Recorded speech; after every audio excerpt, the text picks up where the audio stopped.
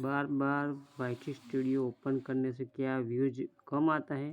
ये बात गलत है। देखो मेरा व्यूज कितना कितना है। नया चैनल मैंने बनाया है अभी, सब्सक्राइब 40 आया है आज का। देखो कितना है।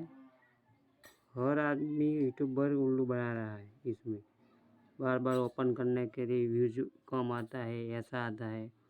वो कहता है, बोला कहता है, गलत बात है।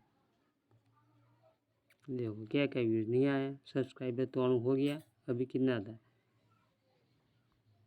अभी आज 1 कलाक के बाद मैंने रेटिंग किया था। अभी इसमें देखो व्यूज कितना कितना आया है।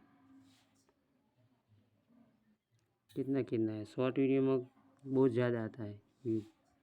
देखो कितना व्यूज आया है। देखो 400 व्यूज आया है। 23 लाइक हो गया।